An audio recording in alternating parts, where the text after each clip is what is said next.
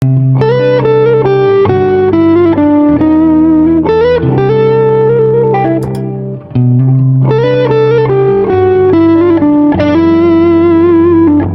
friends, hope everyone is well.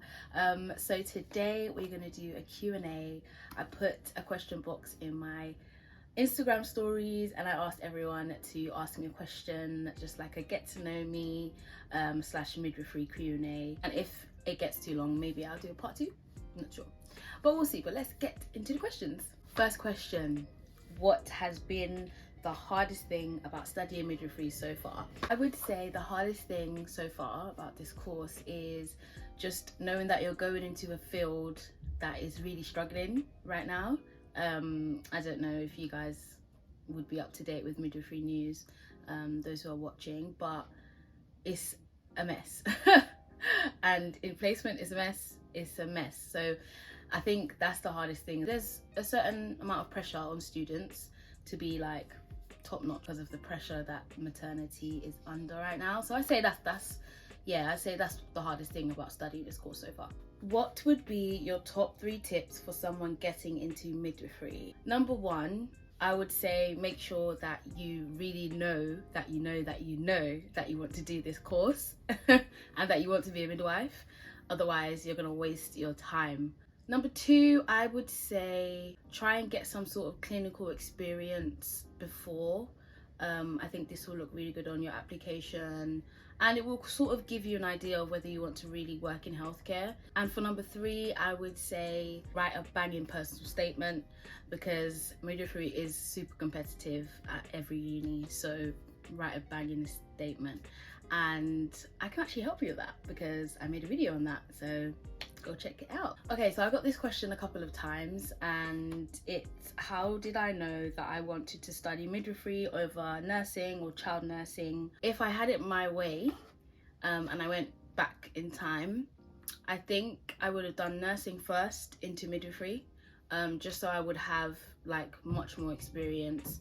But even saying that, being in midwifery now, I don't want to be a nurse. I think midwifery is very specialized. In nursing, you can start off, your training is very broad and then you can specialize, but I think there's certain areas of healthcare that I just can't.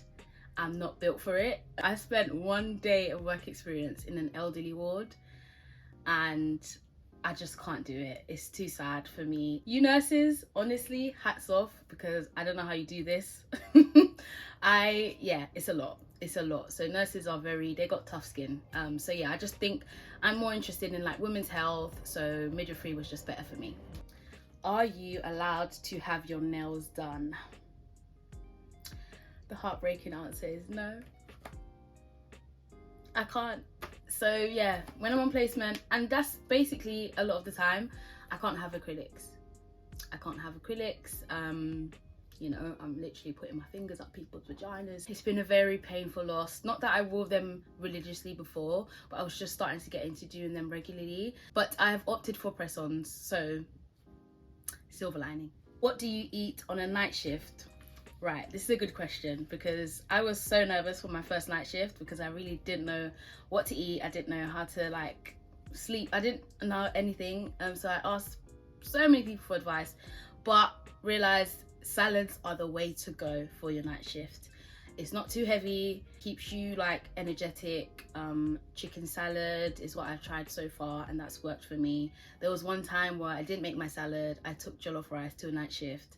Best believe that didn't get touched. Just take a salad, something light, maybe a light wrap or a sandwich, something light. Like, you can't be having heavy meals in the middle of the night because first of all, you're gonna put that weight on and second of all, your energy is just gonna dip. So yeah, salads are the way to go.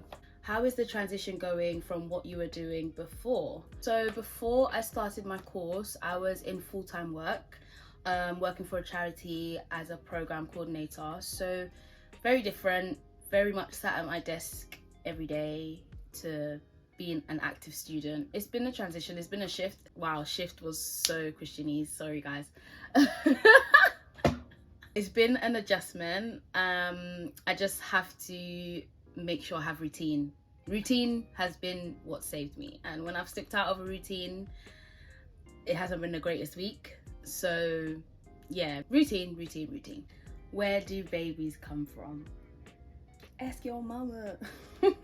I need to get off TikTok. So I had a few questions about how I balance life, work, study. Honestly, guys, it's hard. It's very, very hard, because midwifery is literally like it's like doing full-time uni and full-time work, and then on top of that I have a part-time job. And yeah, sometimes it's pretty much on 7 days a week, which can get tiring. But if you're organized and if you plan your weeks, like at the beginning of the week, sit down on a Sunday night, what am I doing this week, then it's doable. It's definitely doable. I don't see my friends as often as I would like, but I know what I'm doing this for, and you always have to remember your why. Everyone's really supportive. All my friends are supportive, my partner, everyone. So yeah. What hobbies do you have outside of your degree? I dabble in a few things. I like to go to the gym when I'm consistent. It's fun. I play netball almost every week, which is fun. I used to play at school, so I recently just got back into that. I crochet, like crochet and knitting. I like to read. I like reading. I love a good book. I love a good rom-com. I love a good thriller. What is it like seeing miscarriages or birthing a stillborn? I haven't actually seen a stillbirth yet. Unfortunately, I have to say yet, because I probably will. With miscarriages, it's very sad. Yeah, it's sad, but it's part of the job, and you just have to make sure that you give the woman the best care that you can, because she will never forget how people treated her in that time. But yeah, it's sad. There's nothing else really to it. It's just sad. What are your long-term goals for midwifery? Good question. The plan is to obviously finish the degree, work, move up band by band, and eventually become a midwife consultant. You can make some real changes there. And I mean, who knows, maybe I could be a matron, I don't know. But yeah, at the moment, that's the sort of trajectory I want to be on. When you've had a tough day on placement, what do you do to get back in good spirits? So some days on placement can be really tough. Staffing issues, you know, not enough midwives. As a student, you kind of feel like you're actually doing the job. So it's a very pressured environment. When I get home, I find it's really good to talk it out, just talk to someone about how my day went, whether that be my mum or my partner or a friend. Like, just talking it out kind of helps. Watching a TV show, doing some crocheting, or just other stuff that, like, you know, is kind of separate from midwifery, and just taking my mind off it really, and just like refreshing you for the next shift. What is the most shocking thing you've learned about pregnancy so far? I can think of one thing. I learned that pregnancy can actually make your voice deeper. As if there aren't enough things that pregnant women have to deal with. Now you have to worry about getting a deeper voice.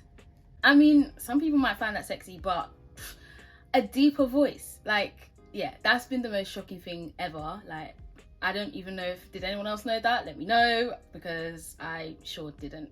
Has your views on pregnancy and childbirth changed since starting the course? Most definitely.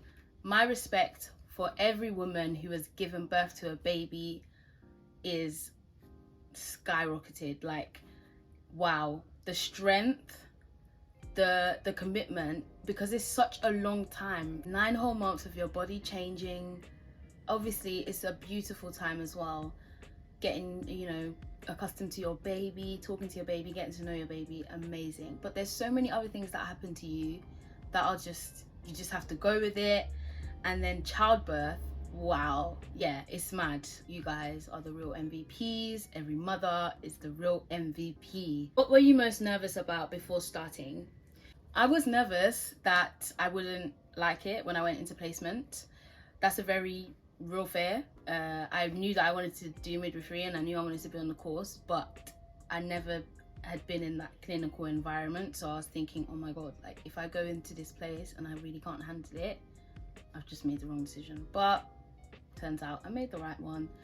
So yeah, I was nervous about that. Do you regret doing your first degree?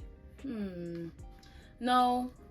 So for those of you who don't know, I did sports science as my first degree, and No, I don't regret doing it. It was a very good course, very good uni, and at the time that was what I really wanted to do, so I don't regret it. I learned a lot, and if anything, it's actually given me the upper hand on this course. How much of an impact does your faith have on your job? Wow. What a question. It has a high impact because it's a very emotionally charged job. I do find myself, walking into a shift, I just quickly say to God, like, please give me the strength to give the best care to this woman. I'm not saying I do that all the time, but it just gives me that extra, oomph. How do you keep composed if things are going wrong during a delivery? Best advice is just to stand back, especially as a student. Obviously, as a midwife, you'll know exactly what to do. You have to be very proactive. You have to reassure the mom and the family that everything is going to be okay, and just explain that everything you're doing. As a student, you just stand back and watch. Don't try and do anything that you haven't done before. Just watch, take notes. It's just keeping that composure and knowing what to do, knowing to stand back as a student. How is the journey going? Is it what you expected? I would say it is kind of what I expected. I expected to learn. I expected it to be, not as intense as this maybe, but I did expect it to be intense just from what other people told me and, videos and stuff that I watched. So it is what I've expected, but I've still loved it. I'm still learning so much, and yeah, it's been great. How has your experience studying midwifery differed to your previous degree? So it hasn't differed that much. Because they're both scientific degrees. The only difference is that with this degree you do working hours, so you do placement. With sports science, I didn't do any placement hours. I did some volunteer work, but it wasn't nothing compared to placement hours. So I would say that's the major difference. I think more in my experience personally, I've just been more involved in this degree. I've been more proactive and I've been a better student than I was the first time. Now that you know a lot about childbirth, how would you want to give birth personally?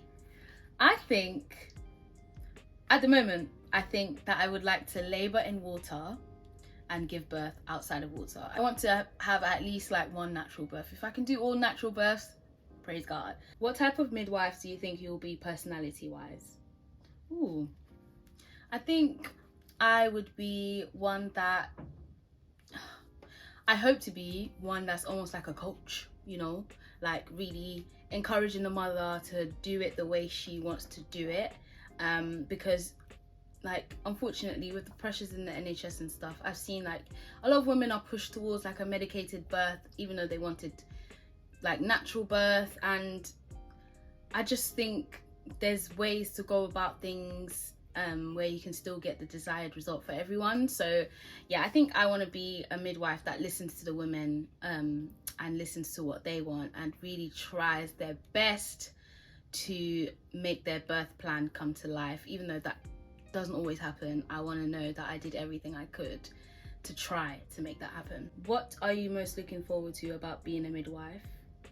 Oh, I think I'm really looking forward to just doing that job majority of the week and just interacting with women and their families, and just making people have a good experience with childbirth. Would you transfer to any other department, or would you be a midwife forever? At the moment, I see myself being a midwife, through and through. I don't see myself in any other department. I'm also open to any other avenues that might come my way on the journey, but at the moment, I think it's probably going to be midwifery. Yeah. Do you bring your work home with you? If not, how do you separate the two? I think as midwives, even student midwives, it's very hard to separate. It's very hard to draw a line. It's very hard to shut off because it's an emotional job. So you can't just go home and forget about what you've seen. I do bring my work home with me.